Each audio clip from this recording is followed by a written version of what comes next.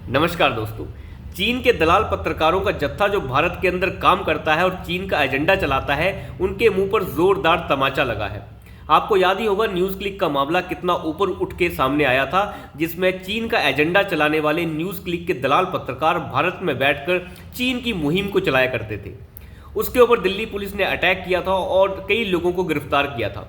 इसमें मुख्य आरोपी जो था वो था प्रवीर पुरकायस्थ, जो न्यूज़ क्लिक का मालिक था, और न्यूज़ क्लिक का एचआर हेड अमित चक्रवर्ती, और साथ ही साथ दूसरे दलाल पत्रकार जिनमें शामिल हैं मिथिलेश और या विशाल शर्मा। इनसे पूछताछ की गई थी और इन्हें बाद में छोड़ दिया गया था। बाद में भी नियमित रूप से जो है बार बार जांच के लिए बुलाया गया है। लेकिन आज कोर्ट में दिल्ली पुलिस ने प्रवीर पुरकायस्थ को जब पेश किया तो दिल्ली पुलिस को एक तरीके से कोर्ट की तरफ से फटकार लगाई गई है कि इतना बड़ा मामला है, यूएपीए की धाराओं के अंदर इन्हें अरेस्ट किया गया है, और जो न्यूज़ क्लिक का एचआर हेड है जो कि अब सरकारी गवाह बन चुका है, उसके बाद भी सिर्फ इतनी गिरफ्तारियां की तुमने।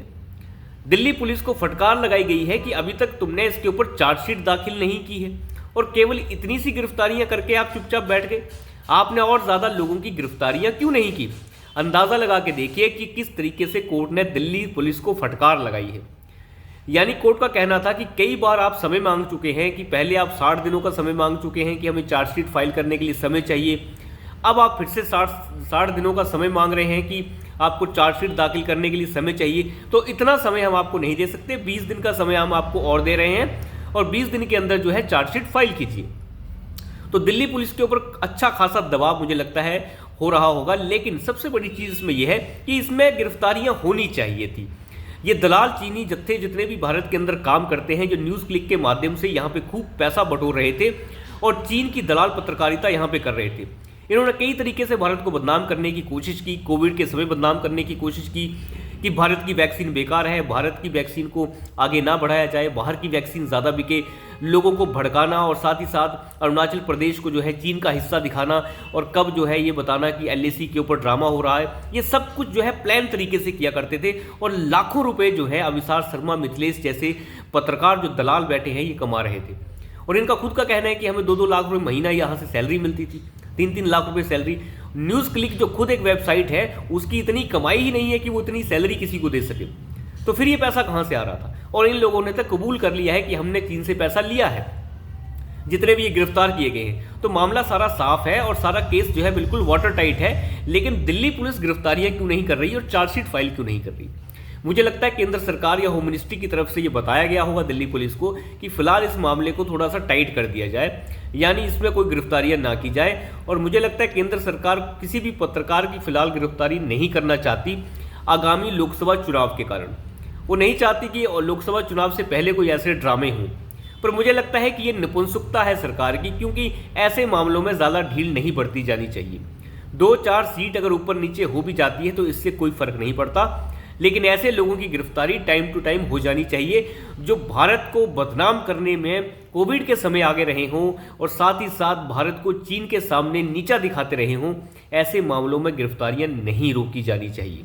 और मुझे लगता है ये भारतीय जनता पार्टी की एक तरीके की बेवकूफ़ी है और नपुंसकता भी है। ऐसे लोगों को बिल्कुल भी बख्शा नहीं जाना चाहिए। ये लोग तो वैसे भी घुंघरू बांध कर नाचने लग जाते हैं, छाती पीटने लग जाते हैं कि हमारी गिरफ्तारी कर ली, हमें ये कर दिया। इससे कोई फर्क नहीं पड़ता है, इनका कोई बेस नहीं है। और जो थोड़ा बहुत इनका बेस है भी जो इन्हें सुनता है, तो या तो ज़्यादातर कठमुल्ले हैं या फिर कुछ ऐसे लोग हैं जो भारत में बैठे भारतीय हिंदू लठैत हैं। अगर साथ नहीं भी मिलता तो कोई फर्क नहीं पड़ता है। ऐसे लोग हमेशा ही भारत का विरोध करते ही रहते हैं और भारत विरोधी तत्वों का साथ देते रहते हैं। इन लोगों से कोई खास फर्क पड़ता भी नहीं। लेकिन जिनके ऊपर यूएपीए की धाराएं लगाई गई हों और वो भारत के अंदर चीन की दलाली करते हुए पकड़े गए हों, उनकी गिरफ्तारी वक्त रहते ना करना ये बहुत ज़्यादा गलत संदेश दे सकता है। केंद्र सरकार को इन मामलों में बिल्कुल ढील नहीं बरतनी चाहिए। कोविड के दौरान जो काम इन्होंने किया वो काम शायद ही कोई भारत में रहकर कर सकता हो, लेकिन इस भारत के अंदर ऐसे दलाल लोग काम कर रहे हैं जो कोविड के समय भारत की वैक्सीन को बदनाम करते रहे। और जितनी भी बाहर की वैक्सीन थी, आपको याद ही होगा, जो कोविड-19 के दौरान जो वैक्सीन लग रही थी, कोवैक्सीन और दूसरी वैक्सीन जो भारत की थी, उन्हें जो है निचले दर्जे का दिखाया जा रहा था। बार बार उन्हें जो है ऐसी मुहिम छिड़ी जा रही थी कि जो बाहर की वैक्सीन है, जो यूके की कंपनी की है, ये अमेरिकन कंपनी की है, ये चीनी कंपनी की स्पेशली जो है वो सबसे बेहतरीन वैक्सीन हैं, वो इतना काम कर चुकी हैं, ये वो कर चुकी हैं। एक तरीके से जानबूझकर भारत की मार्केट को बदनाम करने की कोशिश उस समय हो रही थी। भारत ढंग से टैकल नहीं कर पा रहा है, कोविड में ये दिक्कत आ गई है, ये दिक्कत आ गई है, भारत में ज़्यादा लोग मर रहे हैं, जानबूझकर जो है मीडिया प्लेट करने की कोशिश की जा रही थी। और कई बार तो सुप्रीम कोर्ट ने इनके ऊपर एक तरीके से इन्हें आदेश दिया था कि आप अपनी चीज़ों को रिमूव कीजिए अपनी साइट्स के ऊपर से। आपको याद ही होगा दिल्ली हाईकोर्ट के मामले में भी दिल्ली हाईकोर्ट ने भी इसी न्यूज़ क्लिक की ही एक विंग आप कह सकते हैं द वायर, जिसमें आरफा खानम द दलाल बैठती हैं। वो आरफा खानम जो कहती हैं भगवा झंडे देखकर मेरी छाती जो है वो फट जाती है। इनकी छातियां पता नहीं क्या क्या देख के फटती हैं, वो हमें अंदाज़ा नहीं है, लेकिन भगवा झंडे देख के अगर किसी की छाती फटती है तो वो यहाँ से चला जाए तो बेहतर रहेगा। हमें उनकी आवश्यकता नहीं है, आपको किसी ने रोका नहीं है, आपका जहाँ मन करता है चले जाइए। लेकिन वही आरफा खानम के जो द वायर है उसे फटकार लगाई गई थी दिल्ली हाईकोर्ट के मामले में, जब दिल्ली के चीफ सेक्रेटरी ने ये कोर्ट के अंदर अपनी जो है कंप्लेंट लिखी थी। अपनी कंप्लेंट अंदर वो लेके गए थे कि मेरे खिलाफ जानबूझकर जो है मुझे बदनाम करने के लिए मेरे खिलाफ भ्रष्टाचार के झूठे मामले लाए हैं ये लोग, और इन्होंने पब्लिश ही कर दिए थे वो मामले। उसके बाद दिल्ली हाईकोर्ट ने एक ही सुनवाई में उस मामले को रफा दफा करते हुए कहा था कि आप फौरन इस जगह से इस आर्टिकल को निकालिए और दिल्ली के चीफ सेक्रेटरी में इसकी कोई गलती नहीं है। अंदाज़ा लगा के देखिए, किसी को भी बदनाम करने चल पड़ते हैं, क्योंकि दावायर वालों को नाचने के लिए पैसे दिए होंगे। जो जालसाज केजरीवाल है वो तो कुछ भी कर सकता है। जालसाज केजरीवाल तो किसी पत्रकार को भी उठा सकता है, कई बार जो है पत्रकारों को उठाया गया है। अगर मोदी साहब ऐसे पत्रकारों को उठाने लग जाएं तो सारा दलाल पत्रकारों का जत्था छाती पीटने लग जाएगा। लेकिन खैर वो बातें अलग है।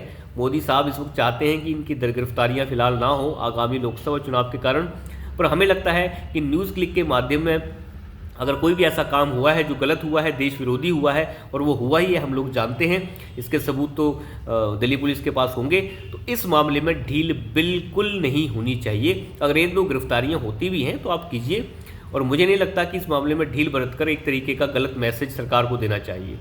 तो अभी के लिए इतना ही, धन्यवाद।